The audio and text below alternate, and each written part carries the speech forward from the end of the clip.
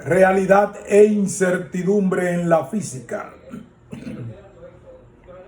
Un ensayo de Leopoldo García Colín Chirer. Introducción. Antes de abordar el tema específico contenido en el título de este ensayo, es pertinente intentar definir realidad con la mayor claridad posible. En su conocida obra sobre el conocimiento humano, George Berkeley afirma lo siguiente: es evidente para cualquiera que examina los objetos del conocimiento humano que estos son o bien ideas impresas en los sentidos o bien aquellos que percibimos poniendo atención a las pasiones y operaciones de la mente, o finalmente ideas formadas con la ayuda de la memoria y de la imaginación, ya sea comprendiendo, dividiendo o escasamente representando aquellos objetos percibidos originalmente en las formas ya mencionadas. Por mi vista tengo las ideas de la luz, colores, con sus varios grados y variaciones. Por mi tacto percibo lo duro y lo suave, calor y frío, movimiento y resistencia, y de todos ellos, más o menos en cuanto a grados o cantidad. El olfato me proporciona olores, el paladar sabores, el oído transmite sonidos y la mente en toda su variedad de tono y composición. Y como muchos de estos se observa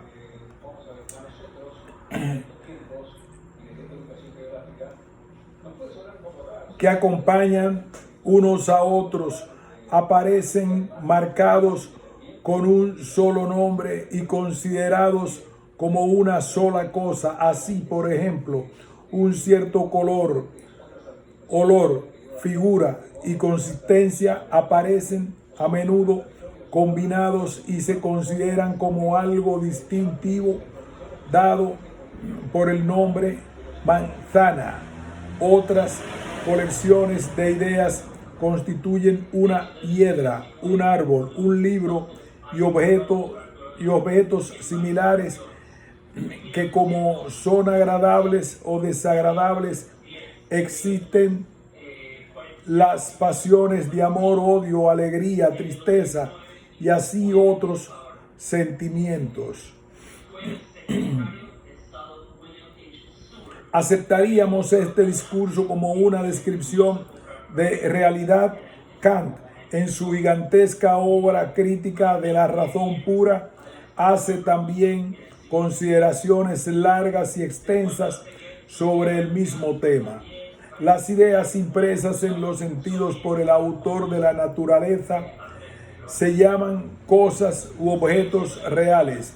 Aquellas excitadas en la imaginación, siendo menos regulares, vívidas y constantes, se llaman ideas o imágenes de cosas que copian o representan.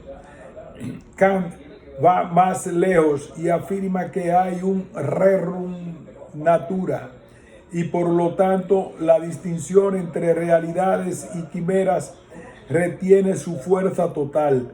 Ambas existen en la mente igualmente y en este sentido son ideas similares. Sus ideas al respecto, largas y complicadas para exponer aquí, las considera en un solo pensamiento que, a mi juicio, es una visión muy clara de lo que entendemos como realidad. Cuando yo pienso en la realidad de una cosa, realmente pienso más en su posibilidad, pero no en la cosa, puesto que ella no puede contener más en realidad que la contenida en su posibilidad completa. La realidad es la conjunción de un objeto, cosa, con su percepción.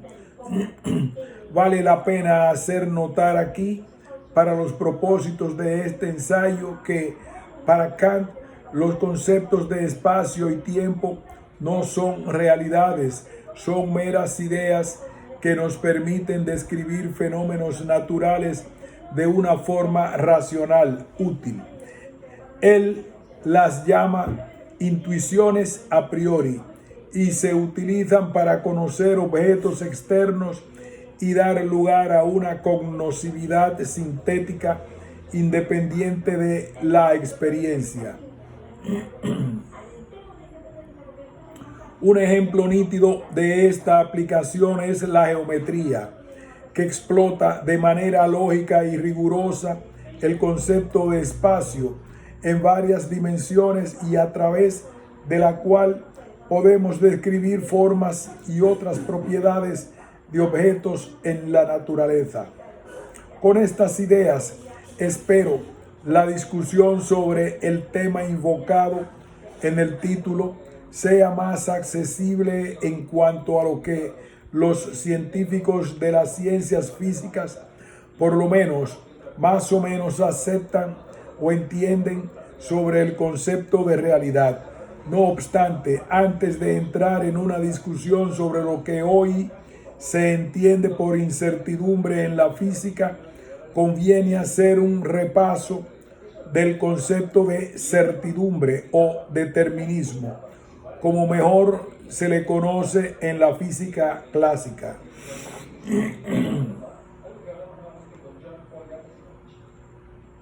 Determinismo y predictibilidad. Como entendemos, rigurosamente el determinismo fue introducido en las ciencias físicas por Laplace en 1814. Él imaginaba la existencia de un demonio superinteligente que a un instante de tiempo conoce el estado de todos y cada uno de los elementos que componen al universo, y más aún, tienen posibilidades ilimitadas para calcular. Este demonio tendría ante sus ojos todo el futuro y el pasado del universo. En realidad, Laplace tenía en mente el movimiento de los planetas y extrapolaba sus ideas a un universo compuesto por cuerpos interactuando entre sí. Esta definición es inútil. Tal demonio no existe y si existiera no podría comunicarse con nosotros. Una discusión más extensa sobre el concepto de determinismo está fuera de lugar. El problema aparece cuando los usuarios de esta visión determinística sustituyen al demonio de Laplace por un observador humano. Esto reduce el problema del determinismo a un plano más realista, ya que en las ciencias físicas estamos forzados a trabajar con datos incompletos e imprecisos y con ellos lo más que podemos intentar es predecir el comportamiento de un sistema u objeto. Y en efecto, el observador humano no tiene nunca en sus manos la información completa sobre todos los elementos que componen a un fenómeno dado. Lo más que podemos garantizar es la precisión con que puede determinarse un evento en la naturaleza.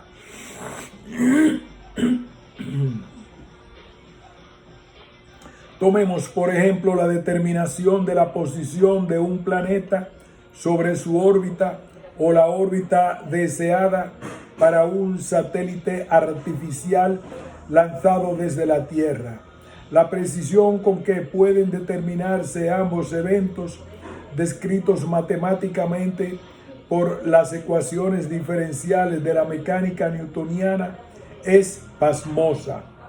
No obstante, si en lugar de un objeto grande consideramos a un fluido, agua por ejemplo, y queremos predecir la naturaleza de su flujo bajo circunstancias conocidas, la predictibilidad ya no es tan certera.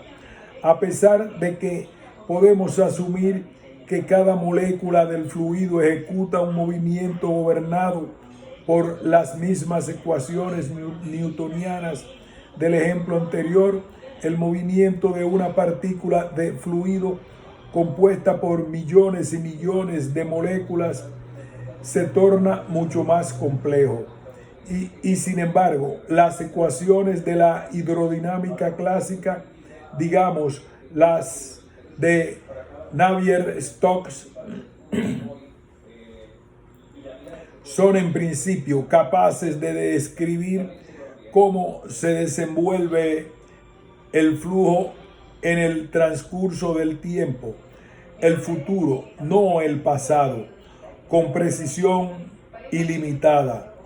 Un ejemplo drástico de la predictibilidad deficiente de estas ecuaciones es el clima. Los factores externos que intervienen en su predictibilidad son tan variados y complejos que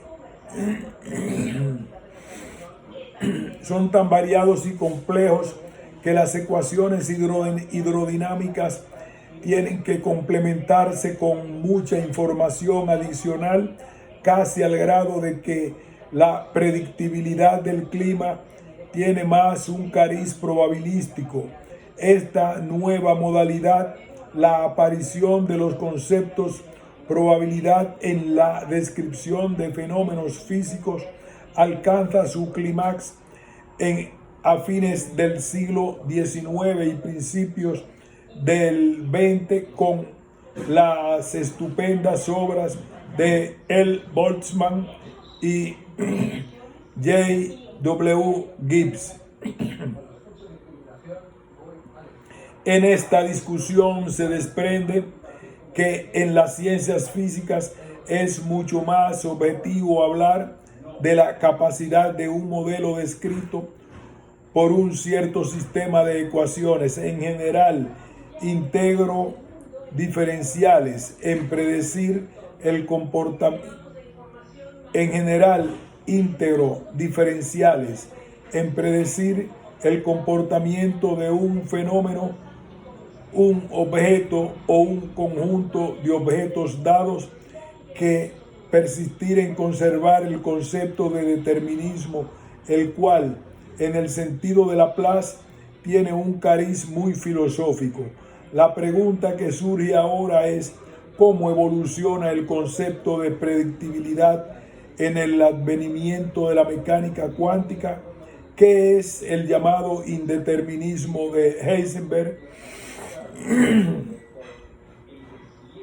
Haremos un intento de responder a estas preguntas.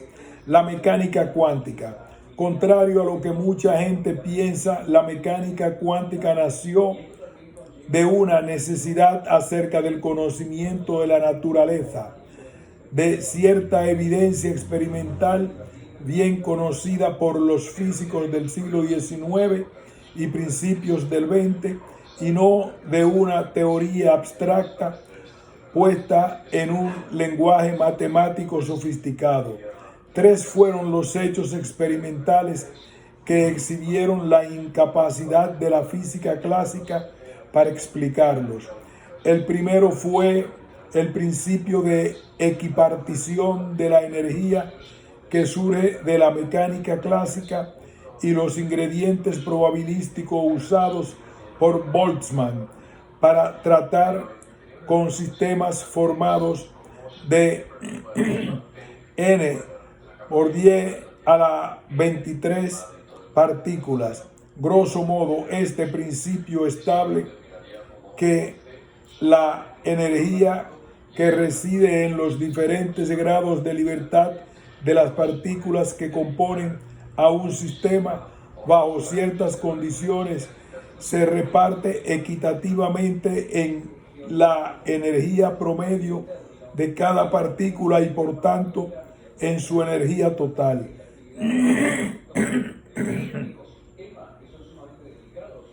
Esto da lugar a que cantidades fácilmente medibles como los calores específicos de sólidos y gases, especialmente, arrojen valores teóricos que no concuerdan con el experimento. El segundo fue el famoso problema de la radiación del cuerpo negro. Un cuerpo negro es aquel que absorbe y emite toda la radiación electromagnética independientemente de su frecuencia, en equilibrio con sus alrededores a una temperatura dada T. Un trozo de negro de humo o una caja de zapatos pintada de negro con un pequeño agujero por el cual penetre y salga la radiación constituyen ejemplos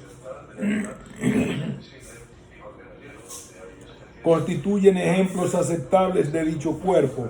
La propiedad o atributo más significativo de un cuerpo negro es su densidad de energía, esto es, la energía por unidad de volumen contenida en un cierto intervalo de frecuencia.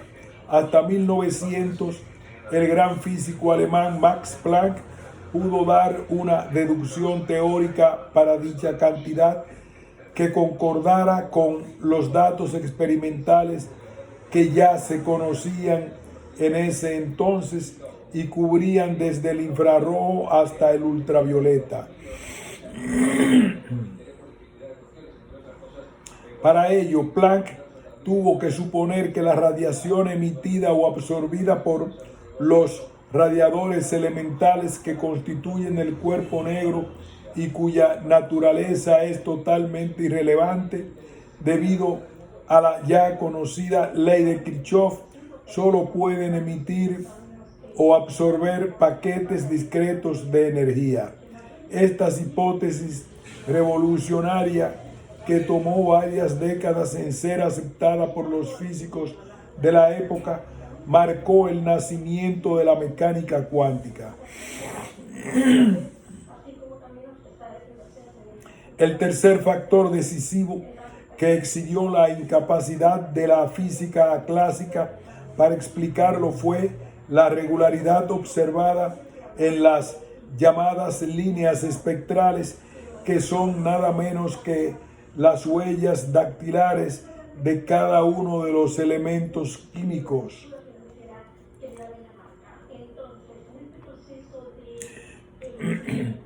Cada uno de los elementos químicos que conocemos. Cuando un átomo cualquiera excita o desexcita por la influencia de un factor externo, calentamiento por ejemplo, emite radiación electromagnética y determinadas frecuencias únicas para cada átomo.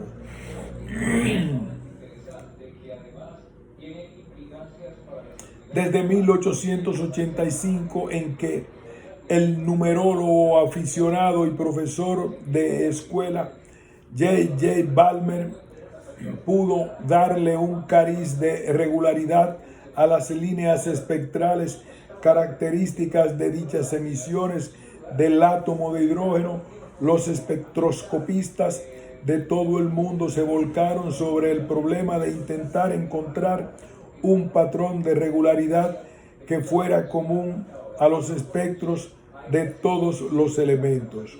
En 1907, Hugh Ritz finalmente resolvió el problema a través del llamado principio de combinación de Ritz. Si B su Nm corresponde a la frecuencia de una línea emitida o absorbida, cuando un elemento pasa de un estado de energía E sub n a otro E sub m, esta frecuencia siempre se puede expresar como una combinación lineal de frecuencias que corresponden a otros estados de energía distintos de E sub n y E sub m, independientemente de que sean o no observables. Esto no puede explicarse por las leyes de la física clásica.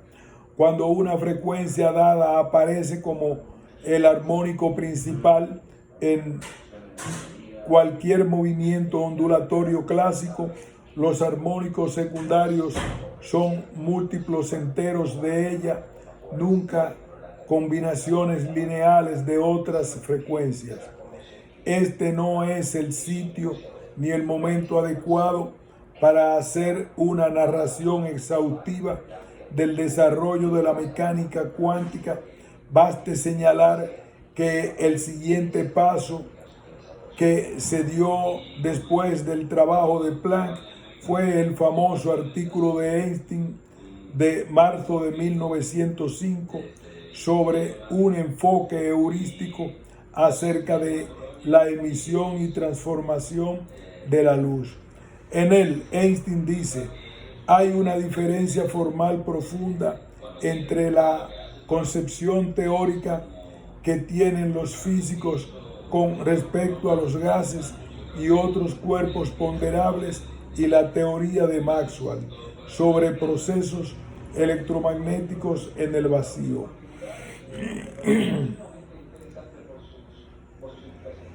Con ello procede a demostrar, usando la ecuación de Wien para la densidad de energía válida en la región de altas frecuencias, que la radiación electromagnética monocromática a bajas densidades se comporta termodinámicamente como un conjunto de cuantos de energía independientes.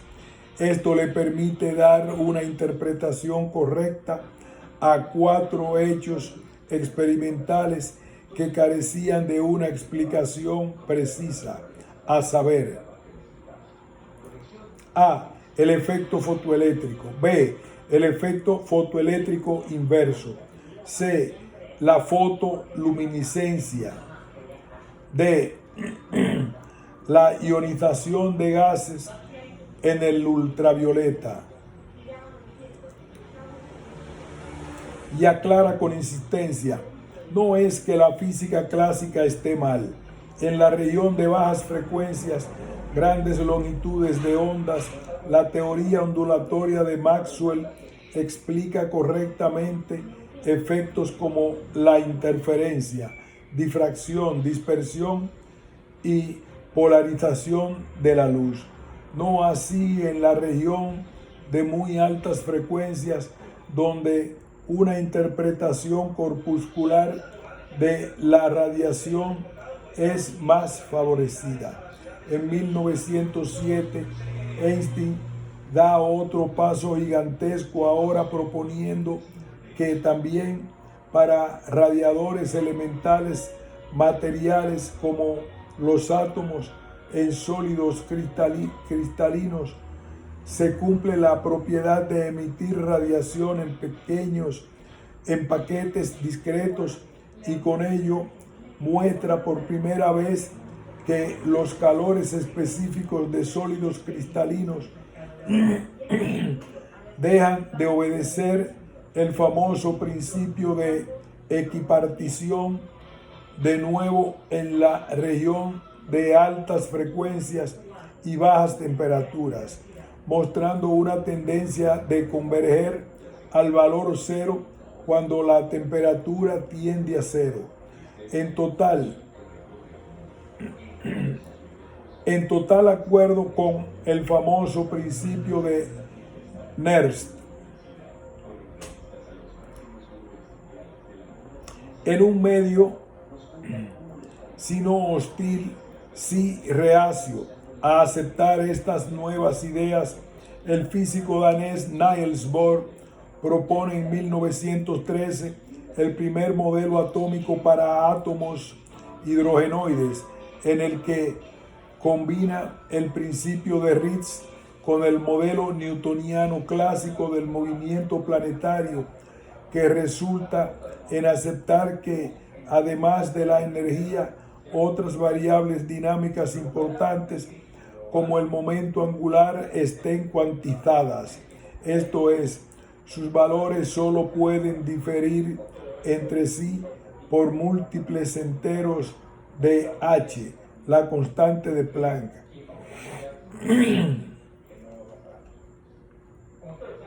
A pesar de sus logros, El modelo de Bohr fracasó estrepitosamente unos años más tarde, lapso en el cual Einstein da una interpretación diferente de los procesos de emisión y absorción de radiación entre moléculas en equilibrio a una temperatura T, y en un trabajo no muy conocido, 1916, introduce por vez primera el concepto de ímpetu asociado a un cuanto de energía. Damit sind die ich Quanten so Gott, why gesichert. Con ello, la existencia de los cuantos de luz es prácticamente cierta. Expresa en una carta personal a su amigo en Beso.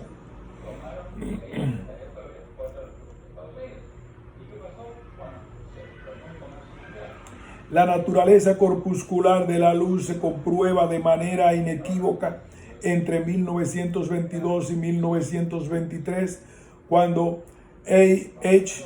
Compton y P. Davy, de manera independiente, llevan a cabo sus experimentos, y con ello el cuanto de luz, bautizado como fotón en 1926 por G. N. Lewis, exhibe claramente sus propiedades corpusculares. A partir de este escenario surge la gran revolución de la física contemporánea, la teoría que habría de explicar sin lugar a dudas la naturaleza dual de partículas materiales y de la radiación electromagnética, la mecánica cuántica. A grandes rasgos, esto ocurre entre 1923 y 1926, siguiendo tres vertientes en apariencia diferentes. En 1923, el físico francés L. de Broglie hace notar, mediante un ingenioso y elegante argumento de simetría, que si a un fotón cuya masa en reposo es cero se le puede asociar un ímpetu, entonces a una partícula material de masa diferente de cero se le puede asociar una onda, cuya longitud de onda multiplicada por su ímpetu debe ser igual a h, la constante de Planck. Tómese la masa de una pelota de tenis o de fútbol, o de un planeta moviéndose con sus velocidades características, y se encontrará que la longitud de la onda asociada a ellas es por completo imperceptible. Pero tómese un protón, un electrón o un neutrón a velocidades pequeñas comparadas con la velocidad de la luz, y la longitud de onda tiene un orden de magnitud muy cercano a las distancias características del microcosmos, esto es, distancias interatómicas en cristales, por ejemplo. Y es en este dominio donde surgió la gran polémica, ondas o corpúsculos. Pero antes de adentrarnos a ella, veamos las otras dos corrientes del pensamiento tras de la mecánica cuántica. En 1925, el famoso físico alemán Werner Heisenberg hizo notar que el fracaso de la teoría de Bohr provenía esencialmente de continuar utilizando conceptos típicos de la física macroscópicas, posiciones, velocidades, órbitas, etc., que no son observables en el mundo atómico. Lo que se observa en estos sistemas son intensidades, energía de líneas espectrales y sus frecuencias y longitudes de onda. Con ello pudo elaborar una teoría matemática de sistemas atómicos llamada mecánica matricial, porque eventualmente en colaboración con M. Born, con ello pudo elaborar una teoría matemática de sistemas atómicos llamada mecánica matricial, porque eventualmente en colaboración con Max Born y P. Jordan pudieron establecer que los objetos matemáticos de dicha teoría y su correspondiente álgebra correspondía al álgebra matricial ya conocida por Cayley desde 1858. Pero lo importante a destacar aquí del método de Heisenberg es que debido a la no conmutabilidad del producto entre dos matrices, existen magnitudes físicas como la posición y el ímpetu, a los cuales se les asocian matrices que no conmutan entre sí, y esto se traduce en la práctica en que no son simultáneamente medibles. La importancia de este resultado la veremos y apreciaremos más adelante. Por último, y casi de manera simultánea con su propuesta, de Broglie y sobre todo Erwin Schrödinger se dan a la tarea de buscar la representación matemática de esa misteriosa onda que puede asociarse con una partícula material, en un trabajo publicado en 1926 y haciendo una analogía muy sutil entre los principios de la óptica física y los métodos avanzados de la mecánica clásica. Schrödinger establece dicha ecuación, que por cierto no es una ecuación de ondas en el sentido literal de la palabra, sino una ecuación del tipo difusivo.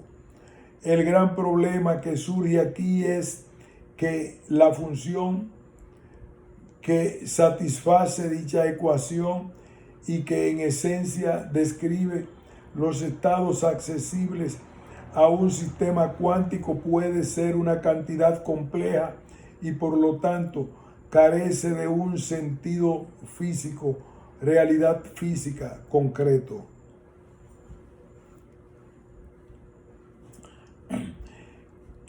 En ese mismo año, Max Born, después de muchos cálculos un tanto sofisticados, llega a la conclusión de que la interpretación física más apropiada para dicha función es su módulo, esto es, el producto de la función por su complejo conjugado representante,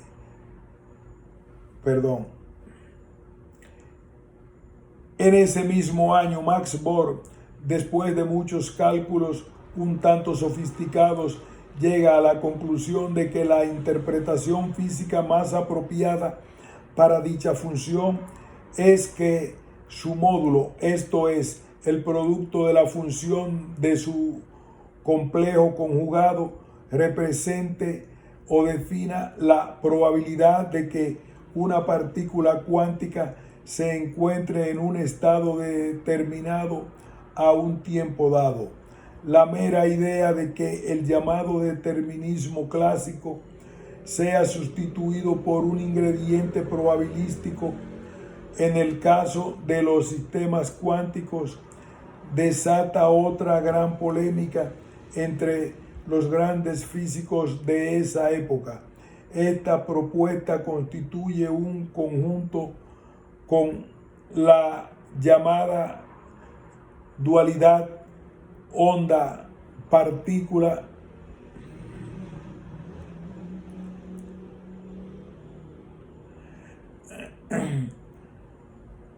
cuyas las bases de la discusión que aquí se persigue.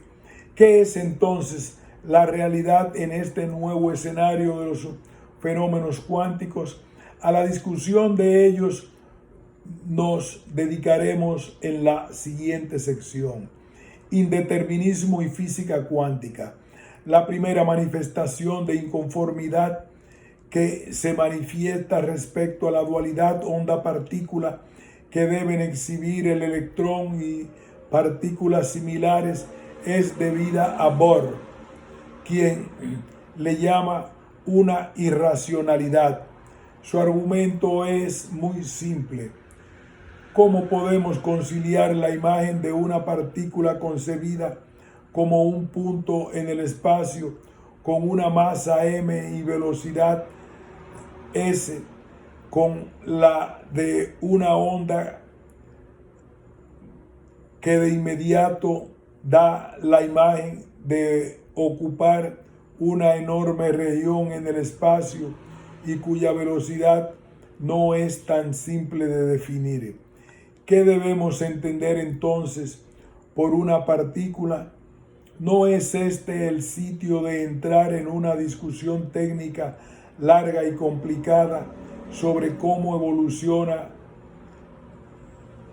la discusión sobre esta delicada polémica?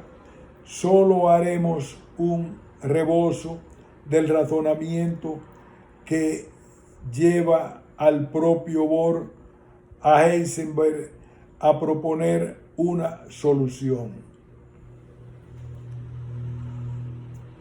¿No es este el sitio de entrar en una discusión técnica larga y complicada sobre cómo evoluciona la discusión sobre esta delicada polémica?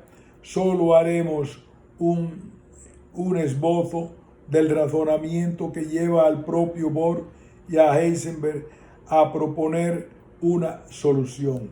Debemos advertir que esta solución, aceptada como la más realista para muchos físicos, no es aceptada por otros, que inclusive han propuesto interpretaciones alternativas de la mecánica cuántica. Pero vayamos al razonamiento de Heisenberg.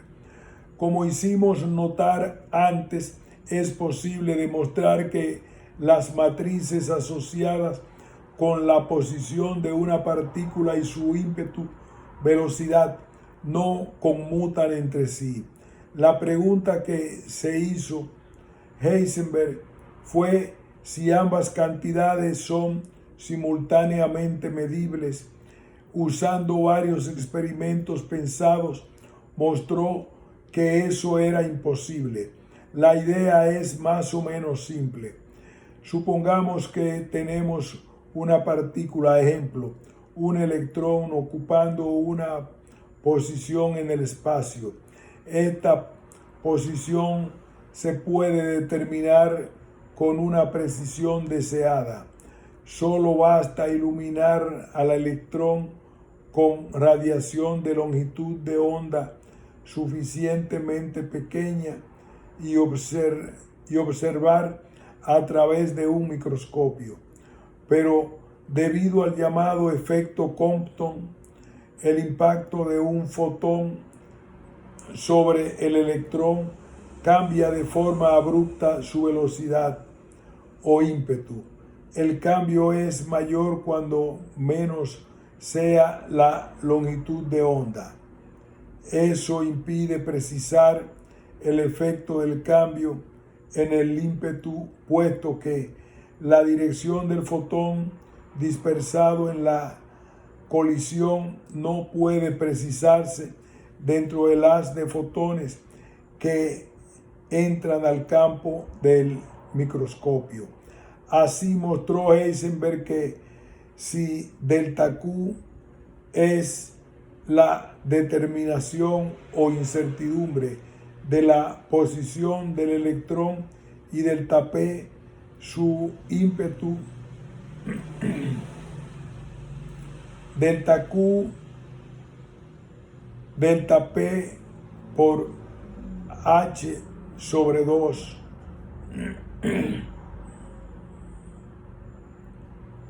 El producto de la incertidumbre nunca puede ser menor que la constante de Planck dividida entre 2.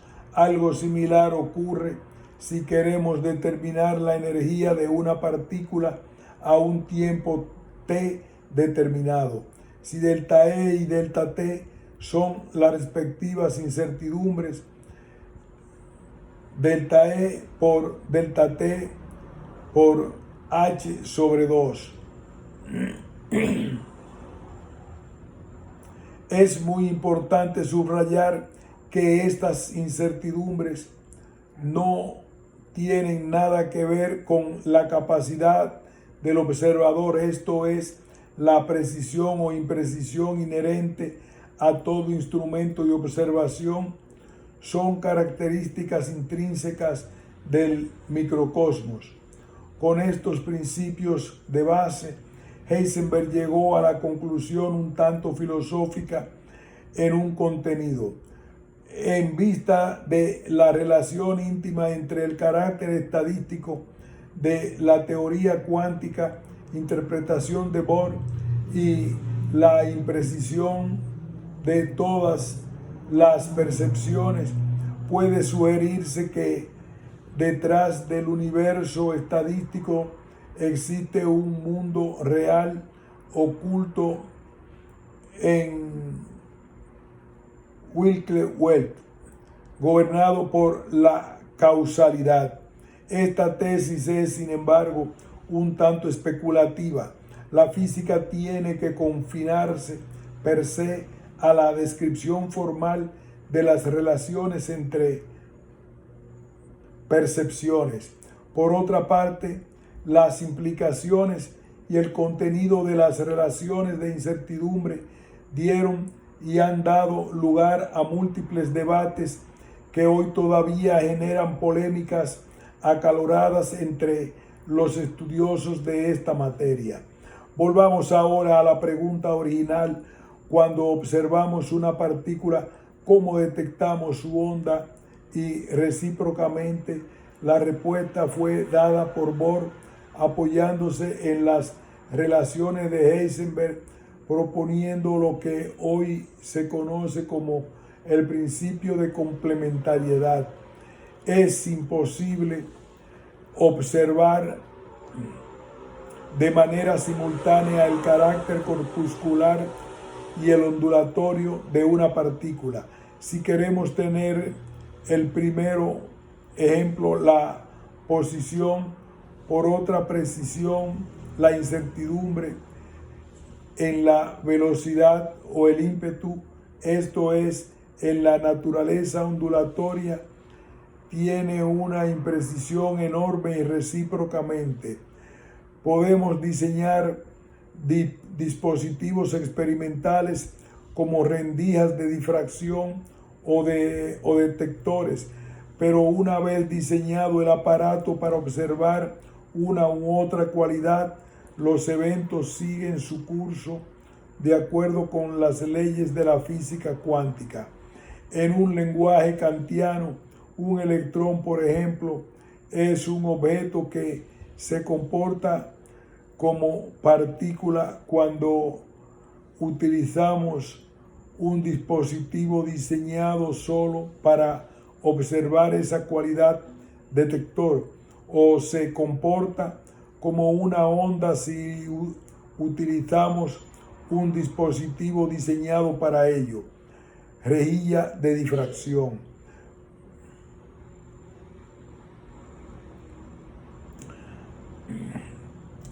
Más aún, de acuerdo con Max Born, en uno u otro caso, solo podemos establecer la probabilidad de que el evento ocurra.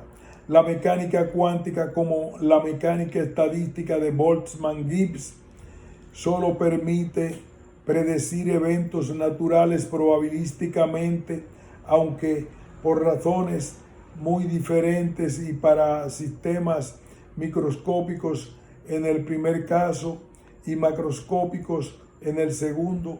Esta visión de una mecánica cuántica es consistente con los resultados obtenidos en múltiples y variadas aplicaciones, lo que a juicio de muchos autores la hace una teoría válida para describir los fenómenos para los cuales fue diseñada.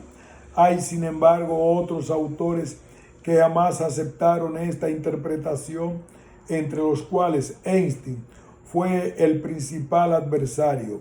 Su punto fue que el mundo real no está gobernado por las leyes de la probabilidad. La teoría final que describa a todos los fenómenos del microcosmos debe ser determinista y por lo tanto la mecánica cuántica en su contenido arriba descrito es solo una teoría aproximada. En sus palabras afirmó que debemos buscar un marco teórico más fundamental que permita una descripción de fenómenos independientemente de estas condiciones. Realidad objetiva. La mecánica cuántica es una manifestación incompleta de tal teoría. En 1935 publicó un trabajo con Podolsky y Rosen, hoy conocido como el trabajo EPR, en el cual manifestaban que sin afectar en la forma alguna, en la cual manifestaban que sin afectar en forma alguna podemos predecir con certidumbre módulo de la función de ondas igual a la unidad el valor de una cantidad física, entonces existe un elemento de realidad física correspondiente a dicha cantidad. Como Bohr les respondió ese mismo año, EPR no conduce a ningún cambio con la interpretación de la mecánica cuántica. No obstante, en los últimos 70 años, muchos autores, unos no muy distinguidos y otros muy distinguidos, han insistido en promover teorías y hasta pseudoteorías, buscando interpretaciones alternativas, no en forma exitosa, por cierto. No insistiremos más en este punto. Metáforas y ficciones. Es importante realizar este ensayo con algunas reflexiones. Es importante finalizar este ensayo con algunas reflexiones sobre la forma en que muchas ideas, principios o leyes de las ciencias se utilizan de forma inadecuada para representar, describir y en ocasiones explicar eventos que ocurren en la vida diaria y que están fuera del contexto donde son válidas. Esto genera metáforas y ficciones que no corresponden a la realidad y tergiversan el sentido real de los hechos.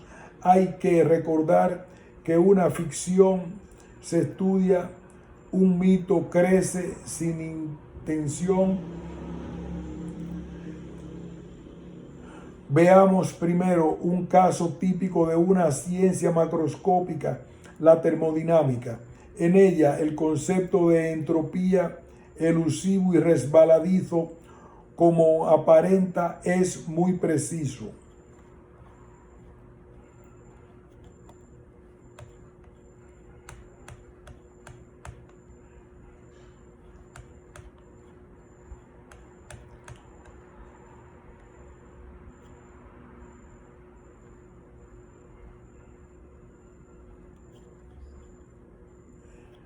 Es muy importante subrayar que estas incertidumbres no tienen nada que ver con la capacidad del observador.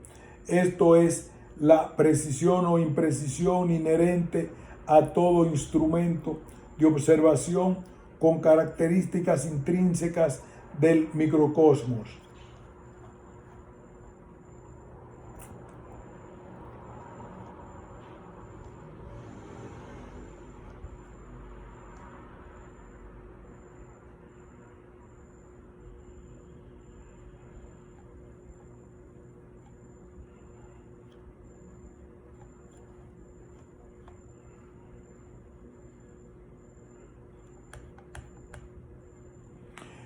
En un medio, si no hostil, sí reacio a aceptar estas nuevas ideas, el físico danés Niels Bohr propone en 1913 el primer modelo atómico para átomos hidrogenoides, en el que combina el principio de Ritz con el modelo newtoniano clásico del movimiento planetario, que resulta en aceptar, además de la energía, otras variables dinámicas importantes como el momento angular estén cuantizadas, esto es, sus valores solo pueden diferir entre sí por múltiplos enteros de h, la constante de Planck.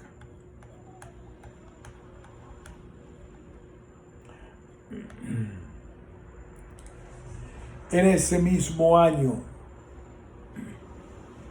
Max Born, después de muchos cálculos un tanto sofisticados, llega a la conclusión de que la interpretación física más apropiada para dicha función es que su módulo, esto es, el producto de la función por su complejo conjugado, represente o defina la probabilidad de una partícula cuántica que se encuentre en un estado determinado a un tiempo dado.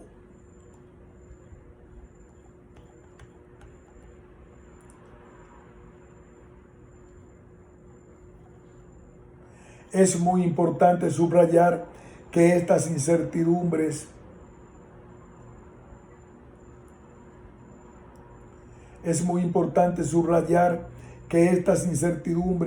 no tienen nada que ver con la capacidad del observador, esto es, la precisión o imprecisión inherente a todo instrumento y observación, que son características intrínsecas del microcosmos.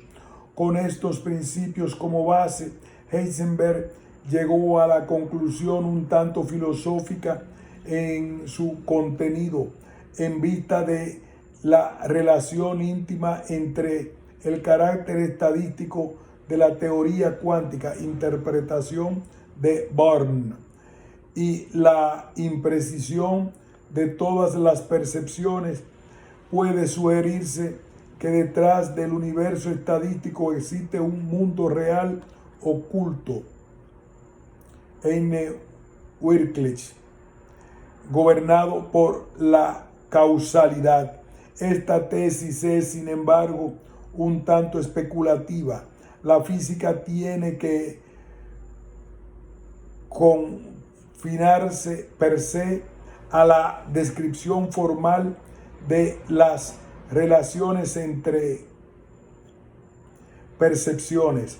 Por otra parte, las implicaciones y el contenido de las relaciones de incertidumbre dieron y han dado lugar a múltiples debates que hoy todavía generan polémicas acaloradas entre los estudiosos de esta materia.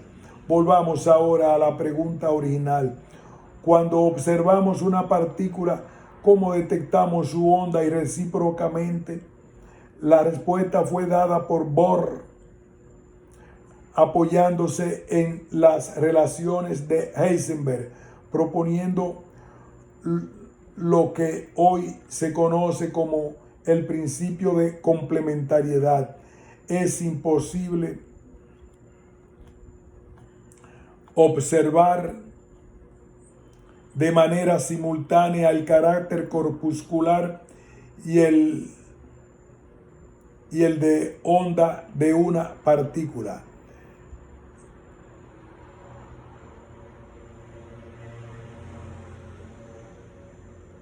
Si queremos tener el primero, por ejemplo, la posición con toda precisión, la incertidumbre en la velocidad o el ímpetu, esto es, en la naturaleza ondulatoria, tiene una imprecisión enorme y recíprocamente. Podemos diseñar dispositivos experimentales como rendijas de difracción o detectores, pero una vez diseñado el aparato para observar una u otra cualidad, los eventos siguen su curso de acuerdo con las leyes de la física cuántica. En un lenguaje kantiano, un electrón, por ejemplo, es un objeto que se comporta como una partícula cuando utilizamos un dispositivo diseñado solo para observar esa cualidad detector, o se comporta como una onda si utilizamos un dispositivo diseñado para ello, rejilla de difracción. Más aún, de acuerdo con Max Born, en uno u otro caso, solo podemos establecer la probabilidad de que el evento ocurra. La mecánica cuántica, como la mecánica estadística de Boltzmann-Gibbs, solo permite predecir eventos naturales probabilísticamente, aunque por razones diferentes y para sistemas microscópicos en el primer caso y macroscópicos en el segundo. Esta visión de la mecánica cuántica es consistente con los resultados obtenidos en múltiples y variadas aplicaciones, lo que a juicio de muchos autores la hace una teoría válida para describir los fenómenos para los cuales fue diseñada. Hay, sin embargo, otros autores que jamás aceptaron esta interpretación, entre los cuales Einstein fue el principal adversario. Su punto fue que el mundo real no está gobernado en las leyes de la probabilidad. La teoría final que describa a todos los fenómenos del microcosmos deben ser determinista, y por tanto la mecánica cuántica en su contenido arriba descrito es solo una teoría aproximada. En sus palabras, afirmó que debemos buscar un marco teórico más fundamental que permita la descripción de fenómenos independientemente de estas condiciones. Realidad objetiva. La mecánica cuántica es una manifestación incompleta de tal teoría. En 1935 publicó un trabajo con Podolsky y Rosen, hoy conocido como el trabajo EPR, en el cual manifestaba que, sin afectar en forma alguna, podemos predecir con certidumbre, módulo de la función de ondas igual a la unidad, el valor de la cantidad física. Entonces existe un elemento de realidad física correspondiente a dicha cantidad. Como Bohr les respondió ese mismo año, EPR no conduce a ningún cambio en la interpretación de la mecánica cuántica. No obstante, en los últimos 70 años, muchos autores, unos no muy distinguidos, otros muy distinguidos, han insistido en promover teorías y hasta pseudoteorías, buscando interpretaciones alternativas, no en forma exitosa, por cierto. No insistiremos más en este asunto.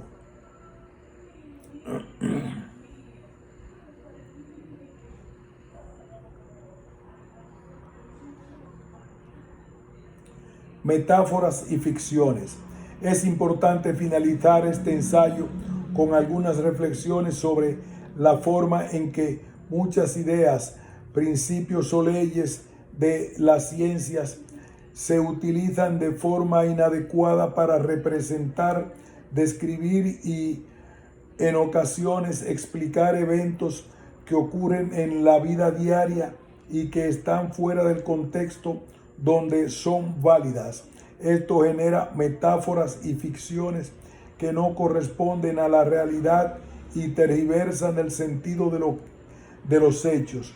Hay que recordar que una ficción se estudia, un mito crece sin intención. Veamos primero un caso típico de una ciencia macroscópica, la termodinámica. En ella el concepto de entropía, elusivo y resbaladizo, como aparenta, es muy preciso, como la presión, el volumen, la temperatura, magnetización, etc. Es otro atributo en esta lista que sirve para caracterizar el estado de un sistema. No obstante, muy a menudo leemos en la literatura y a veces de físicos eminentes que la entropía es una medida del desorden. Esto no solo es metafórico, sino falso. Para hablar de desorden, primero hay que definir orden, y esto, como cualquier lector lo adivinará, es subjetivo. ¿Qué es orden? Aparte de la connotación ética de la palabra, no es posible definir orden unívocamente. Luego, hablar de desorden es vago, incierto. La entropía es una medida de la organización que un observador le impone a un sistema en términos de las restricciones y procesos bajo los cuales lo va a estudiar. Estudiar entropía para inferir caos financiero, desórdenes sociales, características del universo, son meras ficciones. Otro ejemplo típico se origina a raíz del descubrimiento de las relaciones de incertidumbre o principio de incertidumbre de Heisenberg. En algunos artículos de divulgación, uno se encuentra con afirmaciones como la siguiente: las leyes de la mecánica cuántica determinan si el experimento elegido mostrará el carácter corpuscular u ondulatorio de un objeto. La realidad no corresponde a algo observable. Como se dijo antes, ocurre todo lo contrario. También se lee: he ahí la ciencia misma dice que no nos proporciona certidumbre. Algo más lo debe hacer, algo sobrenatural, Dios. Esto es grotesco. Es ignorar por completo la diferencia en escalas entre fenómenos cuánticos y fenómenos macroscópicos. Las relaciones se aplican a electrones, átomos, moléculas, etc., pero no a un automóvil, a una pelota de tenis o a la luna. La gran mayoría de la población de este planeta lleva una vida constituida por hechos, observaciones, vivencias, etc., donde para nada interviene el indeterminismo cuántico.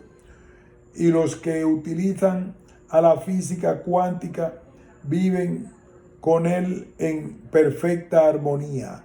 Así lo han mostrado más de 60 años de aplicaciones exitosas de esta rama de la física.